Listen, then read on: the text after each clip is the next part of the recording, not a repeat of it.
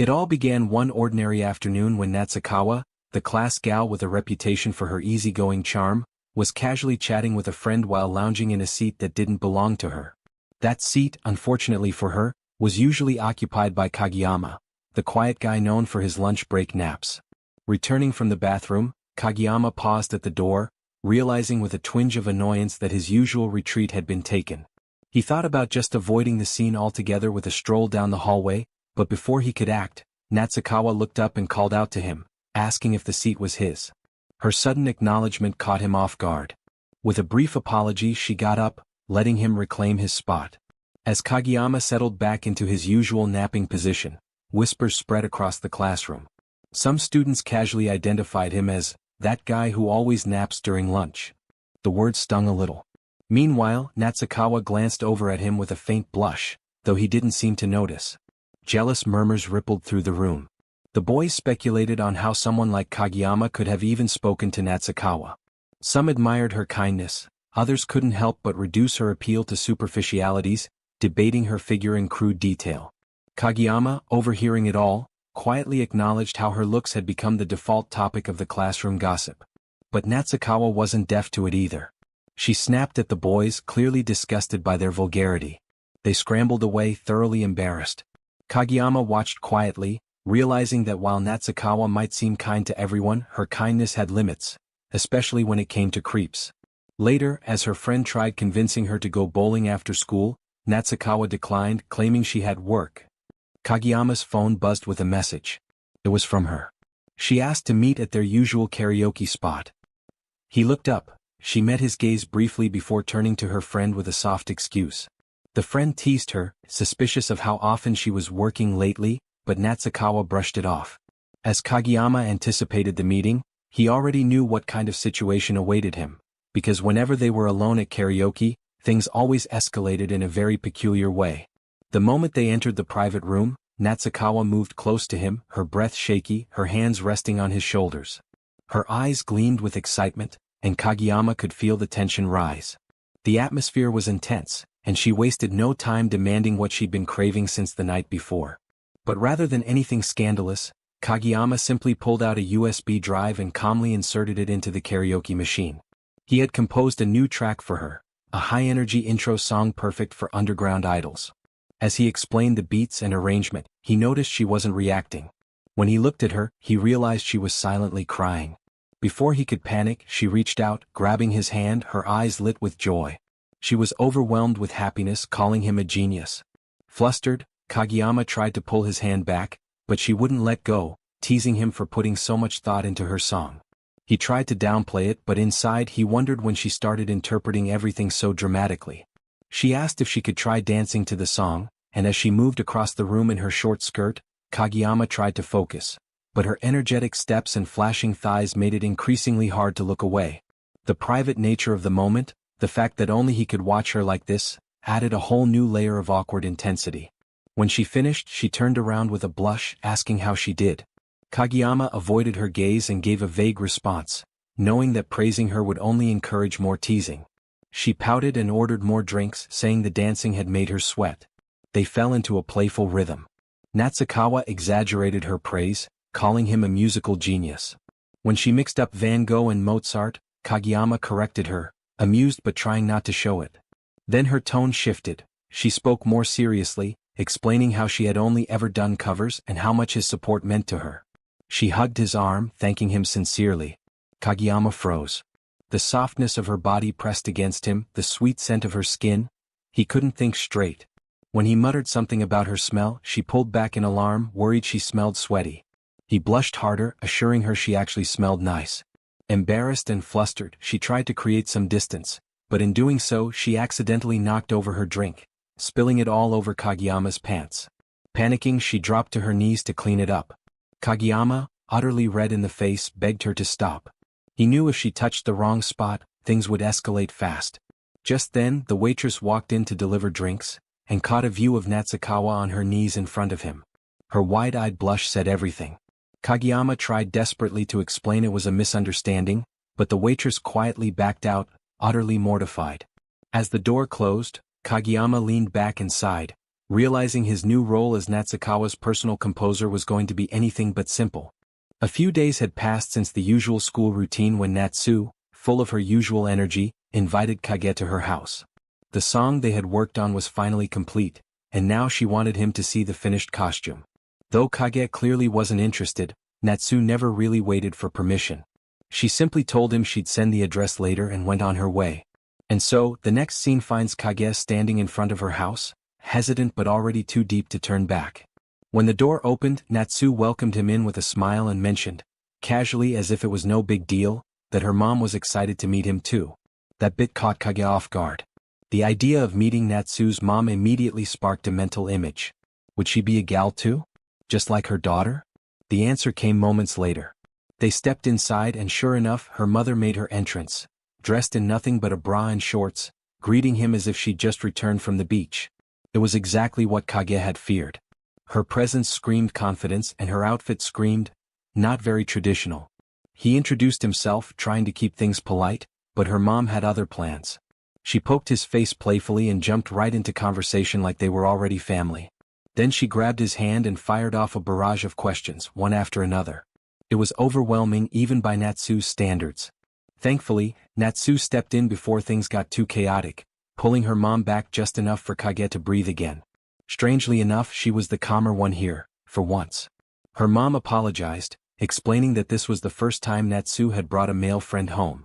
Kage tried to brush it off, though it was obvious he wasn't used to this level of intensity. Then the topic shifted. Apparently, Natsu and her mom had been watching an idol livestream, and they invited Kage to join. He tried to insist that he was only there to see the costume, but the energy in that house didn't leave much room for escape. Her mom chimed in again and soon enough he found himself seated on the couch. For a moment he exhaled, finally some peace. That peace didn't last long. In the blink of an eye he found himself squished right in between Natsu and her mom. Sandwiched between a hyper gal and a barely dressed woman, he looked from one to the other and realized, this wasn't the kind of relaxing he'd signed up for. Natsu, misreading the situation entirely, pointed to the TV and talked about how great the place was, saying it was impossible to relax. Not that she knew what kind of pressure Kage was under in that exact moment. But something about her excitement, the way she jumped around while talking about idols, seemed different. Like there was more behind the energy. Her mom, watching her daughter with a soft gaze, commented on how happy Rio looked lately. It wasn't always like this. She began to explain. Before Rio became an idol, things had been rough. She'd travel an hour to dance lessons and come home too exhausted to stand. She used to light up before live shows, but for a while that spark disappeared. For 6 months she struggled. The fans didn't come. The energy wasn't there. Even someone as bright as Rio had her limits. There were nights when she came home and cried. But she didn't quit. Eventually her efforts started to pay off. Her fans began to grow. And with new songs, ones written by Kage, she began to shine again. Her mom believed this was the happiest she'd ever seen her. It was a touching story, heartfelt and real. Of course, the moment was somewhat undermined by her mom still sitting there in what was basically underwear. Without warning, she smacked Kage on the back and told him to take care of Natsu. He reacted instinctively and called her auntie. Wrong move. Her smile vanished. She grabbed him by the shirt, clearly offended. Turns out, she preferred to be called by her first name, Junko. And she made that very clear, while still holding him by the collar. Just in time, Natsu reappeared and demanded to know what her mom was doing. Later in Natsu's room the mood was calmer. She asked Kage what he thought of her room. His response was vague and Natsu, noticing his awkwardness, asked if this was his first time in a girl's room. He tried to act casual, but it was obvious he didn't know where to sit or what to do. She laid across the bed casually and told him to sit wherever. He chose the floor. Safer. That's when he noticed a small vibrating device nearby and froze. For a second the room felt very adult. But Natsu, oblivious to his panic, picked it up and explained it was just a shoulder massager. She even demonstrated. Crisis averted. Then she offered him the massager and asked if he could use it on her legs. Sometimes, she said, it's just better when someone else does it. Remembering what her mom had said earlier about how hard she worked, he stood up and agreed, just the legs, nothing more. She laid down again and teased him for being unusually cooperative. He stood there with the massager in hand, staring down at a gal lying on her bed and realized, this situation looked exactly like something out of an adult manga. She warned him not to peek up her skirt. He said he wouldn't and turned the device on. As he massaged her legs, she complimented him. His hands started sweating, not from effort but from nerves. And then, it happened. The massager slipped and landed on her skirt. She jolted and let out a loud, involuntary sound, quickly covering her mouth with a blush spreading across her face. In full panic, he tried to pull the device away, but right then the door opened. Junko stepped in. She saw the scene, her daughter on the bed, Kage hovering over her with a massager, and gave a thumbs up.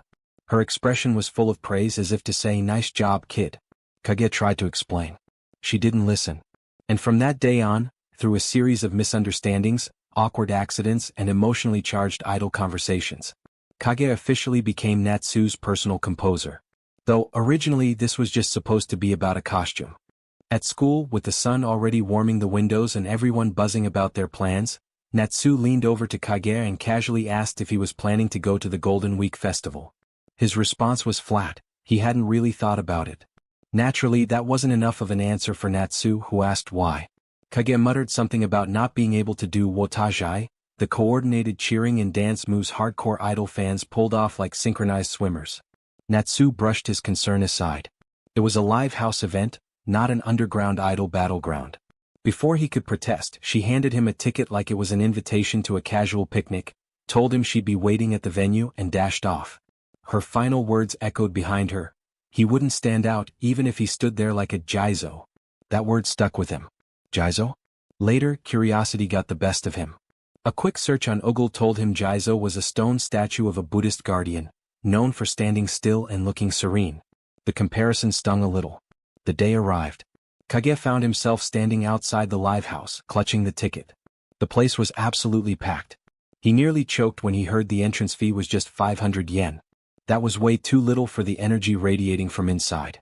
Inside the venue, the crowd was buzzing with anticipation. He glanced at the time. Natsu's performance would be soon. Before he could mentally prepare himself, a girl appeared beside him and struck up a conversation. She seemed eccentric, too friendly, too confident.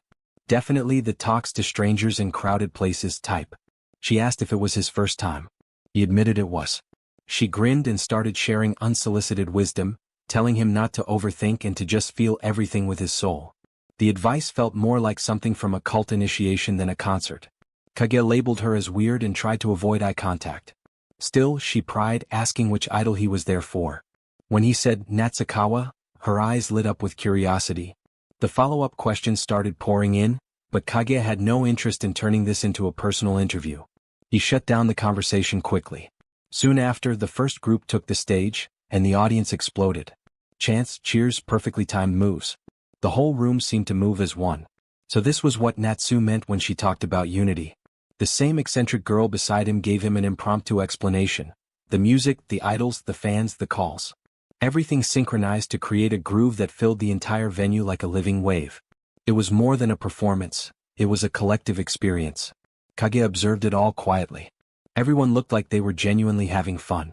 Still, yelling idol names in sync with strangers felt embarrassing.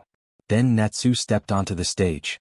The girl beside him practically screamed her name with unfiltered joy. And Natsu? She stood confidently, introducing herself to the crowd before announcing she'd be performing her original song, for the first time. The moment the music started, the crowd watched with anticipation. The choreography, crafted by Natsu in just one night, moved in perfect rhythm with Kage's composition. Every beat, every move fit together like puzzle pieces. Kage scanned the audience. They were into it, smiling, swaying, but not like before. No calls, no chants. Just quiet awe. It was probably because the song was new. The crowd didn't know where to jump in, where to yell, how to hype. That bothered him more than he expected. He closed his eyes, clenched his fists, and did something completely uncharacteristic. He shouted her name. Loud. Clear. Heads turned. And then others followed. One voice sparked a dozen more, and soon the venue echoed with fans chanting for Natsukawa. Her eyes lit up, and she glanced toward the direction of the voice that had started it all. Kage continued calling her name, and she responded with a performance that felt like it had just leveled up. By the time she finished, she looked out over the crowd, her eyes meeting his for a brief, wordless moment. It was done. Leaving the venue later, Kage walked alone, reflecting. Maybe it had been fun after all. Before he could get too lost in thought, Natsu caught up to him and hugged him from behind, playfully clinging to his back. She told him to wait up, teasing him with a new nickname, Call Master. Apparently, his impromptu cheering had left an impression. He tried to deflect it. He just got annoyed that his song wasn't getting the hype it deserved. She teased him more. Maybe he was being at tsundere? Wasn't it embarrassing? He begged her not to say that out loud, but the damage was already done. She asked how the show was. He muttered that it was, alright. Pretty hyped. She grinned. That response was creepier than anything she'd expected, but in a charming kind of way. Then she noticed something. Her hair accessory was still pinned to her costume. He pointed it out, asking if that was okay. She looked at it for a second and smiled. Look cute, she said. And just like that, the Golden Week Festival became another piece in the mosaic of their strange, chaotic, slow-burning bond, where tsundere pride clashed with gal energy, and idol music brought everything just a little closer together. Hey, don't forget to like, subscribe and share this video with your friends, and also with your calculator, your fridge, your grandma's smart TV, whatever's connected to Wi-Fi. Help me hit 1,000 subs. The day after the visit to Natsu's house, the scene opens on Kage standing under the sun, broom in hand, cleaning an empty pool. He wasn't happy about it. Not even a little.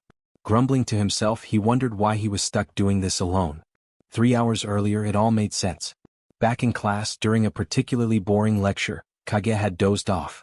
The teacher, ever watchful and way too energetic for that hour of the day, caught him mid-dream. As punishment, Kage found himself sentenced to a classic after-school job, pool cleaning. And now, under the heat, surrounded by silence and concrete, he stared at the drained pool. Its vast emptiness reminded him of something, the live house. The energy, the lights, the unity. It had been fun, surprisingly fun. And now it was quiet again.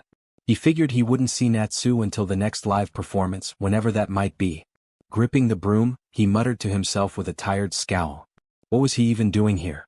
Alone? Or so he thought. A voice called out from above, cheerful and familiar. Natsu stood at the edge of the pool, arms crossed, eyes bright. Apparently, she had also fallen asleep in class and had earned the same fate. So now, pool cleaning was a duo activity. She slipped down into the pool with practiced ease as if this was something they did all the time.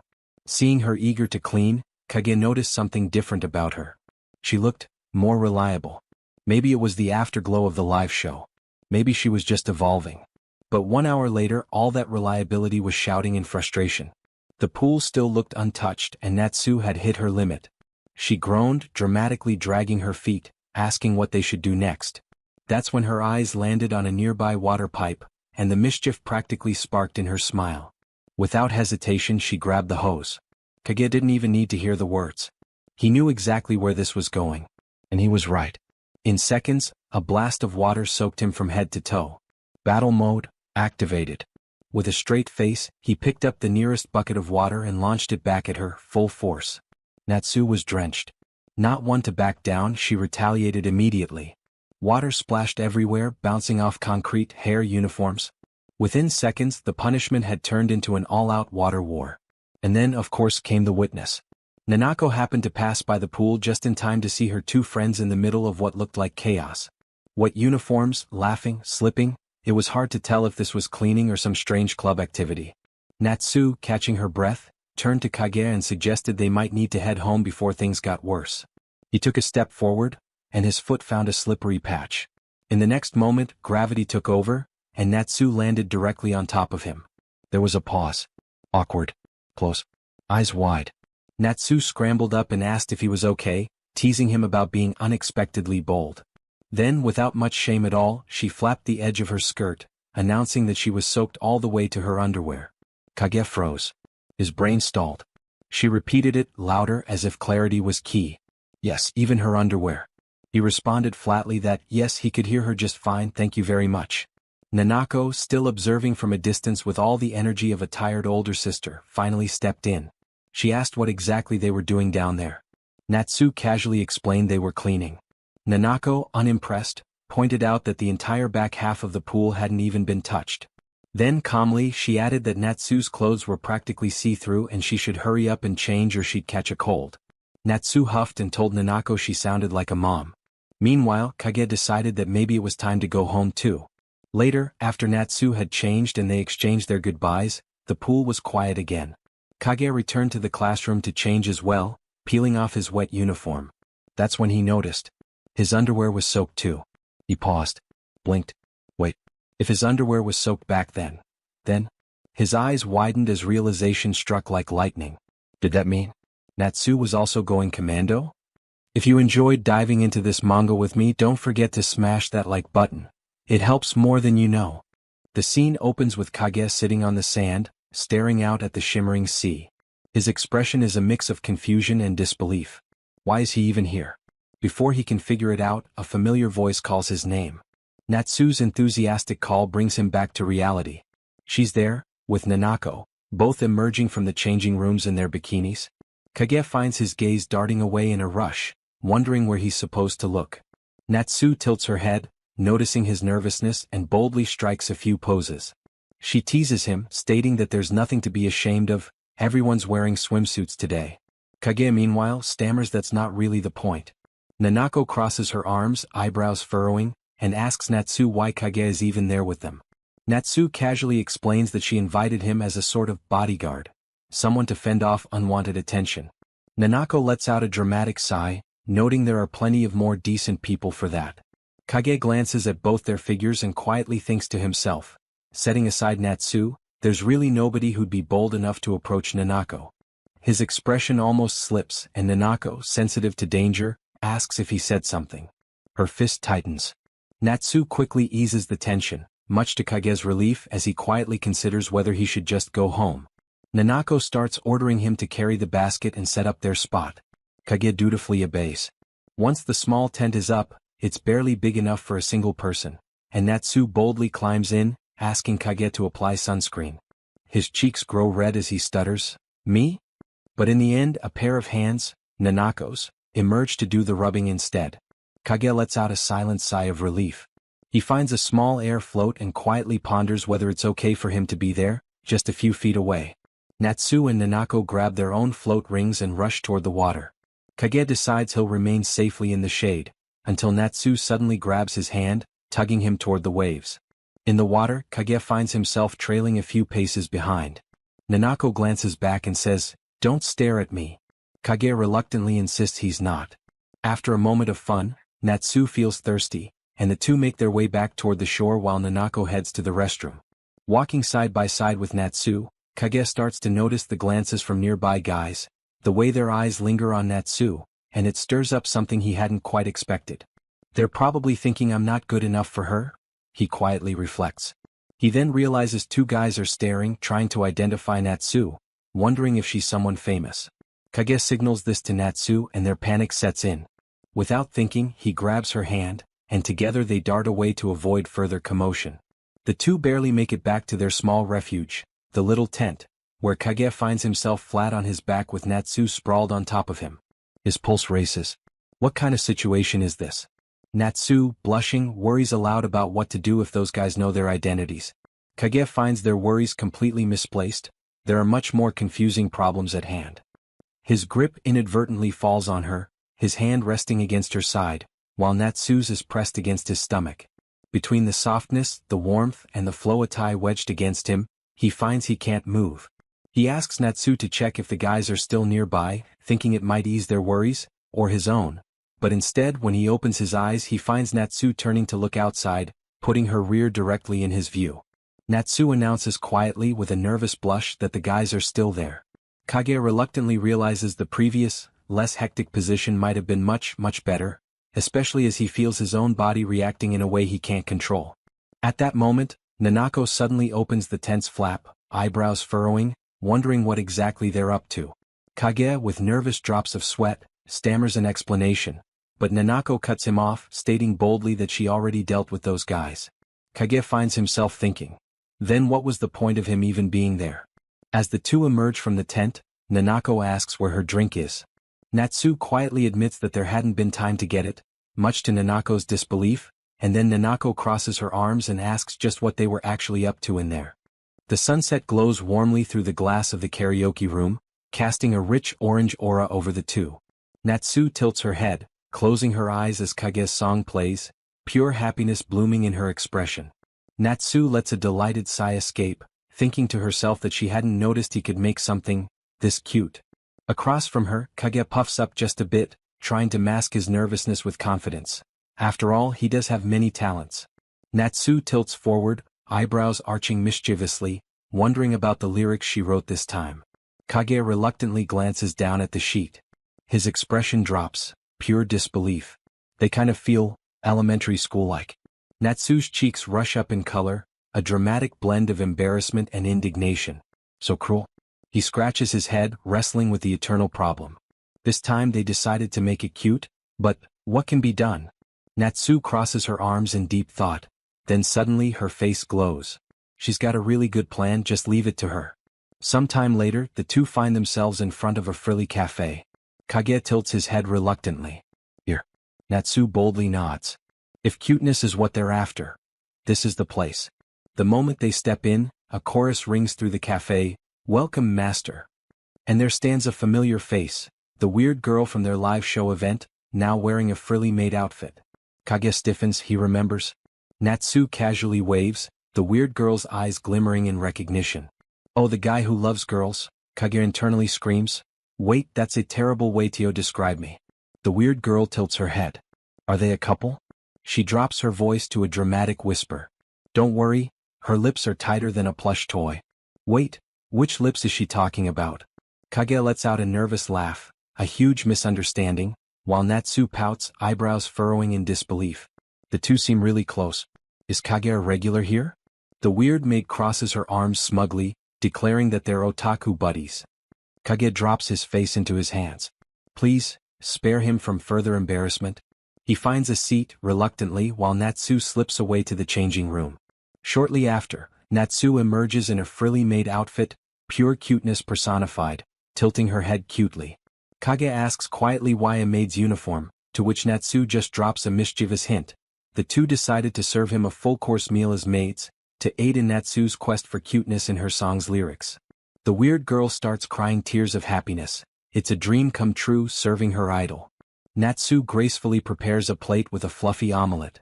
She focuses, forms a heart with her hands and casts a magic spell. Kyun. The weird girl practically melts with happiness. Kage stands there petrified, wondering what the fuck he's gotten into. The weird girl signals there's more to come. Natsu brings a spoon toward him, filled to the brim with affection, asking him to enjoy this meal made with pure love. The weird girl cheers. That's the spirit. Natsu boldly strikes a pose and lets her magic flow into his drink, a pure shower of love. Kage is rendered a silent statue. He reluctantly tasted the omelette. Surprisingly, it's pretty good. The weird girl leans in and whispered something. It's all thanks to magic, and Kage finds his pulse accelerate. Is she reading his mind? After their meal, the weird girl claps her hands. Now it's time for the final stretch, a photo shoot with his maids in a private room. Kage asks quietly, isn't this kind of an erotic shop? Inside, Natsu gracefully poses in various cute stances while Kage reluctantly photographs her. His pulse growing faster with each shutter click. Natsu glances back with a mischievous spark. Should he be more enthusiastic? Will her skirt be fine? Natsu casually lifts a corner, a moment that almost shows what's underneath, adding that it's fine, there's something there. Kage finds his pulse skyrocketing. Maybe it's those show panties they wear? After nearly 10 photos, Natsu exits to change back into her own clothes. The weird girl tilts her head. How was it? Natsu glows warmly, it was really fun. Kage glances down at the 4,000 yen bill reluctantly, wondering if he's supposed to pay, but the weird girl waves it away, stating it's covered. She got to work with her idol today. Is that really okay? Then someone calls for the weird girl, manager. And Kage realizes, wait, she's the fucking manager?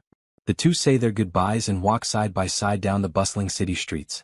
Natsu tilts her phone toward him, a gallery filled with photos from their photo shoot. Natsu lets a delighted giggle escape, they turned out really cute. How's her maid style? Kage crosses his arms and reluctantly turns his face away. It wasn't that cute. Natsu pouts, that's so mean? Then Kage quietly adds under his breath that he prefers her, the way she normally is. Natsu's cheeks grow rosy, and with a mischievous glimmer in her eye, she teases him. Summer had come and gone with nothing but melodies to show for it. Kage had spent every free hour crafting music, fingers dancing across keys with the screen off like it was second nature. They said geniuses worked in silence, but Kage? He worked in darkness too. Just as he leaned back from finishing another track, his phone buzzed. It was Natsu. Her message was short and sweet. Another new song meant another performance. This time she wanted him in the crowd again. And honestly, after days locked in his own sonic bubble, the idea of unwinding didn't sound too bad. And so, under the dim, color-drenched lights of the live house, Kage found himself once again blending into the audience. His gaze flicked to the slate by the stage entrance. Multiple names? Not a solo set. He chuckled silently. Natsu's been leveling up, but a full-on event? Wasn't that a bit much? Before the thought could finish brewing, a familiar chaotic energy burst onto the scene. The weird girl from before, the one with volume issues and no concept of personal space, shouted her way into his field of hearing. Apparently she remembered everything. She hollered something about how cute Natsu looked during her last performance, loud enough to echo off the walls. The girl seated beside Kage threw him a dagger-eyed glare, and in an instinctive act of self-preservation, he offered a polite, silent apology. Not that he had any clue what he was sorry for. Then the lights shifted. The stage bathed in a soft pink glow. Natsu stepped forward, mic in hand, posture confident. Kage smirked. That intro of hers, it had practically become her signature line by now.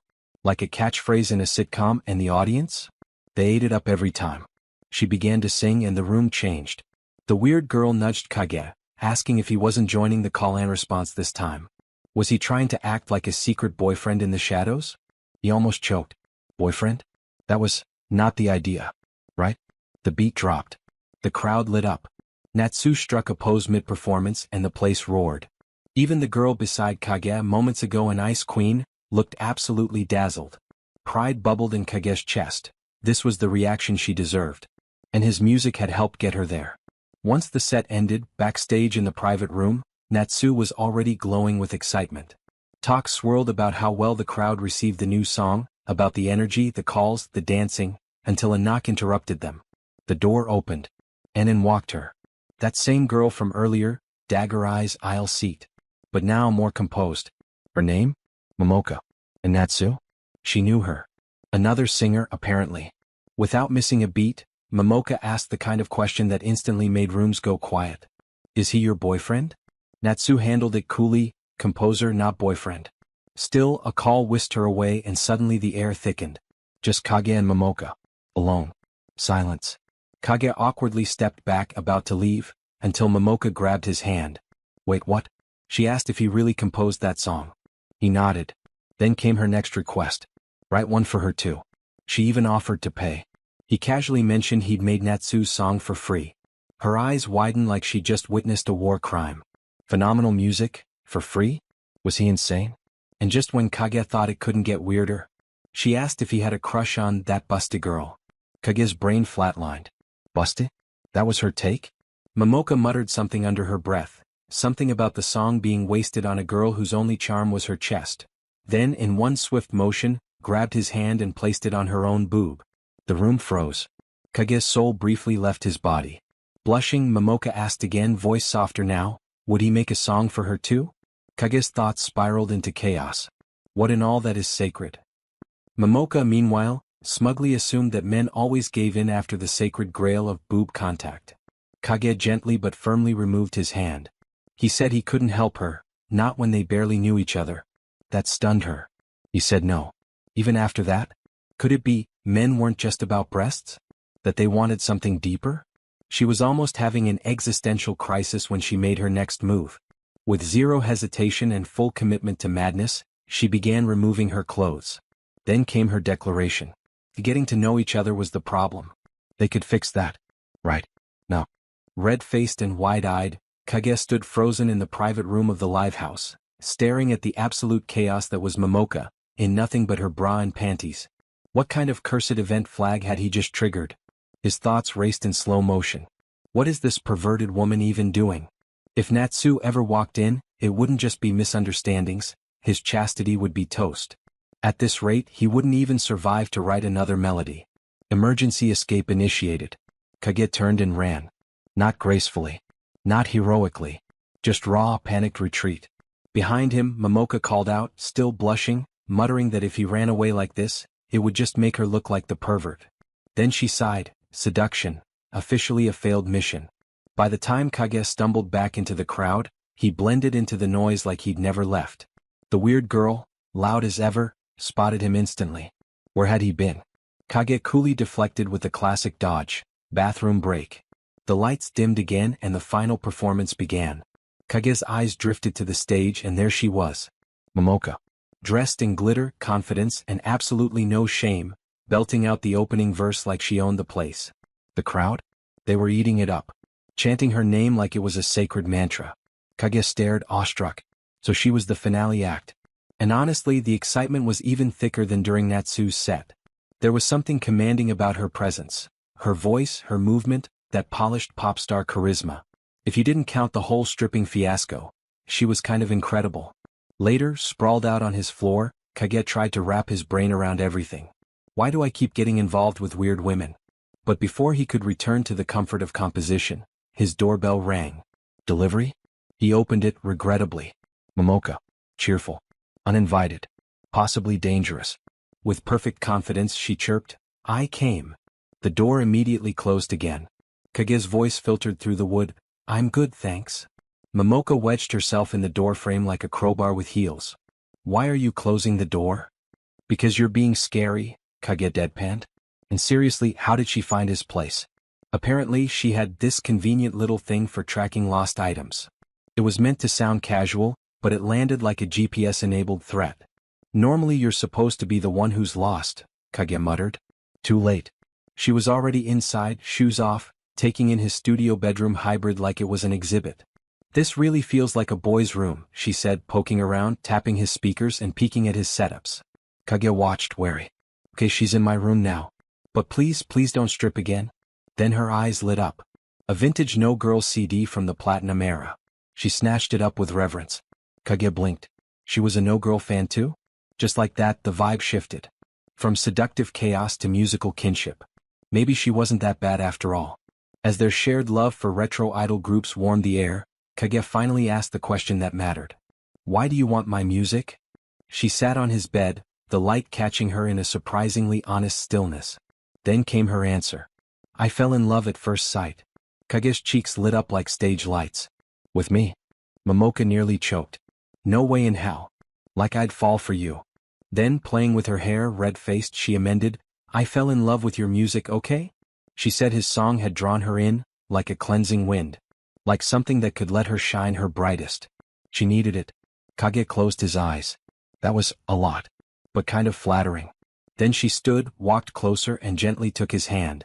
Please. Make a song for me too. Kage hesitated.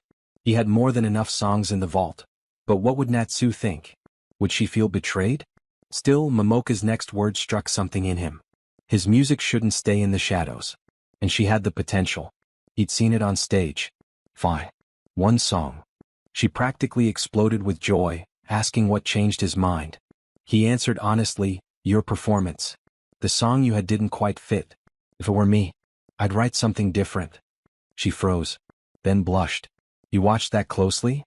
She looked down, quietly grateful. Kage, now regaining his usual tone, added dryly, but seriously. No more stripping. Momoka sighed, almost bashful for once. Yeah. I won't do that anymore. Hey everyone. I'm just 400 subscribers away from hitting my 1000 subs goal. Your support means the world. If you haven't already, please hit that subscribe button and help me reach this milestone. In the afternoon heat of the classroom, Kage lay across his desk like a tragic figure in a melodrama. His mind, however, was anything but quiet. I'm not sure what I'll say at the meeting today. I still haven't even touched Natsukawa's stuff, and I haven't finished a single inch of my summer homework either. His hand gripped his scalp. Despair mounted. And then he shouted. Like a man on the edge, his cry shattered the atmosphere, drawing startled looks from the entire class. Naturally, Natsu and Nanako noticed immediately. Natsu blinked, concerned. What's with him? Nanako, sipping juice like this was just another Tuesday, replied, hasn't he always been like this? Natsu gave her a deadpan look. No way. Meanwhile, Kage was spiraling. Wait. I just ended summer break without explaining anything to Natsukawa, and now I'm pretending like everything's fine. Before his brain could set itself on fire, Natsu called out to him. He brushed it off. It's nothing. But her sharp eyes weren't buying it. After school, Kage pulled the ultimate escape move. He bailed on cleaning duty and vanished. Suspicious, Natsu stood with her mop in hand, raising a brow. This is sketchy. Super sketchy. Her eyes gleamed. I've always wanted to play detective. Nanako, who'd seen enough shoujo dramas to know where this was going, sighed. Are you a kid? Cue stakeout mode. They followed him through the streets, trailing from behind until he entered a family restaurant. Cozy, casual, and not prepared for the scandal about to unfold. Their jaws dropped. Momoka, the idol, sitting across from Kage, in civilian clothes, and smiling. From behind a fake menu wall, Natsu and Nanako eavesdropped while trying not to inhale too loudly. Nanako slipped off to grab drinks. Natsu stayed glued to the sound of danger. Momoka started casually. Sorry about last time. I kind of just barged into your house. Natsu nearly fell out of her seat. House? What house? Her head dropped into her hands. What the actual hell happened over summer break? And then, the nuclear line. Kage very casually, I mean that's fine and all, but you suddenly started stripping. That was way more concerning. Natsu's mouth dropped open. Her heart might have flatlined. Momoka, flustered and pink, how many times are you gonna bring that up? I couldn't help it. I just really wanted it fast. Natsu's head tilted. Wanted? Fast? That means what I think it means, right? Then Kage leaned in. What's next? There are things I want to try. Want to come to my place? Momoka replied. Yeah. I want to move on to the next step already. Natsu flushed red. This is way too bold for a family restaurant. Then, as if fate was just showing off, Kage added, bring a few stage outfits too. Momoka, yeah, got it. That image seared itself into Natsu's mind, Momoka in idol costume laying on a bed. He's gonna make her wear them. Kage, let's do it tomorrow. Momoka, sure. Natsu stood up with fire in her chest, whipped off her cap like a superhero about to announce justice and marched to their table. That's a no-go. Both Kage and Momoka blinked in unison. Huh. Natsu, face burning, using stage outfits for something dirty is just wrong. Momoka stared. You're not making any sense. Are you misunderstanding something? Natsu, confused now. Huh? A few explanations later, the fog cleared. Apparently, shock of all shocks, Kage was just composing a song for Momoka. Kage sighed, shoulders low. So much for keeping it low-key. Natsu puffed her cheeks. You should have told me first. Kage blinked. Why? Natsu replied, don't you get it? Nanako finally returned to the table with her drink, squinting at the standoff. When did this become a thing? Natsu folded her arms. We've been working on music together. If he gets busy, that's a problem for me too. Kage, mentally checking if this counted as jealousy, found no answer. But the next moment? Chaos. Momoka crossed her arms. Kage has business with me. Why are you even here, you damn stalker? Nanako nearly choked on her straw. This just escalated. Natsu replied, I have a connection with Kage too. We've worked hard together. Momoka, and because you're so bad at your job, I took him from you. Nanako deadpan, you can't just measure musical collabs like dating points. Natsu shot back, Momoka has skill, sure, but I'm doing my best too. Nanako blinked. Do they even realize what they're fighting about anymore? Kage, desperate for peace, raised his hands. Let's all calm down. Stay out of this, they yelled in sync. Kage backed away in defeat. I want to go home. Nanako sighed. Guys are so useless at times like this. And then she saw it, Kage, slowly tiptoeing away from the battlefield like a retreating villain. That was it. She narrowed her eyes. Her hand tightened around her cold roux afsa. In one smooth motion, she launched it across the restaurant. Direct hit. Kage was drenched. Rose-tinted justice soaked into his shirt. He blinked, stunned. What was that? Nanako made a peace sign, proud and unbothered. I just delivered divine punishment to a shameless cheater. Think about what you did. Natsu gasped. Nanako, what are you doing?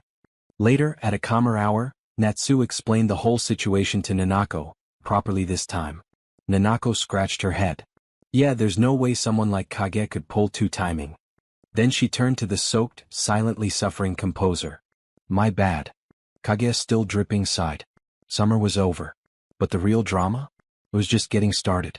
If you're about to like this video, why not subscribe too? It really helps me reach my goal of 1,000 subscribers. Chapter opens with Natsu stepping out of the shower, wrapping herself up before getting dressed and drying her hair in front of the mirror. While casually scrolling through her phone, she notices that Momona's latest live performance video has been uploaded. The moment she checks the numbers, she's shocked to see it already sitting at 500,000 views despite only being online for 2 days. Lying on her bed while watching the performance, Natsu can't help admiring Momona's talent, thinking about how insanely good her singing is and how attractive she looks on stage. Deep down, she feels proud for recognizing Momona's potential early on. As she scrolls through the comment section, she notices fans completely falling head over heels for Momona and becomes even more impressed by how much attention the video is receiving. The next morning at school, Kageyama is staring at his phone with an unusually creepy grin on his face. One of Natsu's friends immediately points out how disturbing his expression looks, but Natsu walks up to him anyway and greets him, mentioning that he seems to be having fun. Kageyama casually questions whether he really looks that happy, but from Natsu's perspective, he's obviously in an incredibly good mood. While still staring at his phone, he mutters to himself about wondering what he should do next, making him even harder to approach. Natsu quietly whispers to her friend that he's impossible to talk to right now, and her friend simply tells her to ignore him.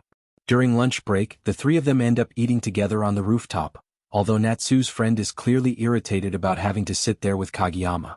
Natsu explains that she wants to ask him something, but her friend tells her to just message him herself instead of dragging everyone into it. Ignoring the complaints, Natsu asks Kageyama whether he watched Momona's video. Kageyama pretends that it randomly appeared in his recommended feed and insists he watched it by coincidence, though both girls instantly realize he definitely searched for it himself. Natsu excitedly shows the video to her friend and points out the massive view count. Her friend recognizes Momona as the idol they met recently, and while reading through the comments she notices that most people are praising the song itself. Natsu proudly reveals that Kageyama was the one who composed it, shocking her friend even more. She already found it surprising enough that Ryo was secretly an underground idol, but learning that Kageyama also writes music completely overwhelms her. Frustrated by how casually he acts about everything, she jokingly says someone should punch him for her. Kageyama brushes it off like it's no big deal, which only annoys her further. Still, she points out that if the songs are truly that good, then Ryo's own videos should eventually go viral too. Natsu laughs awkwardly at the idea, but Kageyama confidently states that the song would definitely blow up easily because it's genuinely amazing. Right after that, Natsu receives a call from her mother, who surprisingly asks her to bring Kageyama over to the house again after such a long time. Natsu wonders if it might have something to do with the viral video. The moment she mentions how successful the video became, Kageyama suddenly grabs both of her hands dramatically and loudly insists again that it really did go super viral, leaving Natsu's friend completely unimpressed by his unnecessary enthusiasm. After school, Natsu invites her friend Nanako to come over as well, but Nanako immediately refuses because she doesn't want to be seen walking around with Kageyama. Later, Natsu and Kageyama arrive at her house, where her mother warmly welcomes him despite still dressing as eccentrically as ever. Kageyama briefly thinks that maybe this time he'll finally receive some praise for helping Momona succeed. However, the situation instantly turns disastrous when Natsu's mother suddenly grabs him by the neck and violently accuses him of cheating on Ryo behind her back by helping another girl with idol activities. Kageyama desperately tries to explain that she's misunderstanding everything, but the moment he admits he really did help Momona, Natsu's mother slams him to the ground before he can finish speaking. Even while lying on the floor half dead, Kageyama insists that helping Momona doesn't mean he's putting any less effort into Natsu's music because he always gives his absolute best when making songs. Eventually, Natsu drags her mother away and tells her to calm down in the living room. Sometime later, Kageyama regains consciousness in Natsu's room and immediately realizes his head is resting on Natsu's lap. The sudden realization makes him blush furiously before he quickly sits up. Natsu apologizes for her mother's behavior, explaining that she tends to get irrationally angry out of nowhere, though she probably doesn't mean any harm by it. Kageyama honestly feels that explanation somehow makes things even worse. Natsu then quietly admits that maybe her mother's frustration came from a deeper place. She explains that throughout her idol career, she never seriously thought about surpassing anyone else and was always content simply doing what she could within her own limits. However, after seeing Momona's performance video, she unexpectedly felt jealous and competitive for the first time. As she reflects on those feelings, Natsu slowly realizes why they affected her so strongly. Blushing heavily, she admits that she thinks she's fallen in love. The confession catches Kageyama completely off guard, only for Natsu to clarify moments later that she's in love with his songs. Even though it's technically not a romantic confession toward him directly, Kageyama still feels overwhelmingly embarrassed by hearing it. Natsu excitedly explains that her feelings are motivating her to work even harder so she can someday surpass Momona. When Kageyama asks how she plans to improve, she admits that taking more lessons alone probably won't be enough. At that exact moment, Natsu's mother suddenly barges into the room after secretly listening in on the entire conversation. She enthusiastically declares that they should upload a live performance video of Natsu singing. Natsu immediately complains about her mother eavesdropping, only for her mother to casually admit she started listening right after hearing what sounded like a love confession. Ignoring Natsu's embarrassment, she confidently announces that Kageyama will naturally be the one filming the performance as well. Kageyama can only stare in disbelief, wondering how this woman already completely forgot the violent wrestling move she used on him earlier. The chapter ends with Natsu gaining a brand new goal while Kageyama once again gets dragged into another chaotic situation against his will. The scene opens inside a packed live house where the crowd is buzzing with excitement. Kageyama stands awkwardly among everyone, immediately noticing the stares directed at him. The reason becomes obvious fast: he's standing beside Natsu's mother, whose revealing outfit is impossible to ignore. Embarrassed, Kage mutters that she actually came outside dressed like that. She tilts her head innocently and asks if something is wrong with it. Inside his head, Kage completely panics. He imagines her riding the train dressed that boldly and going instantly viral online as the practically naked lady. He can already picture himself becoming internet meme material just from standing next to her. Still, he decides not to say anything too harsh because, honestly, he has no idea what this woman might do if offended.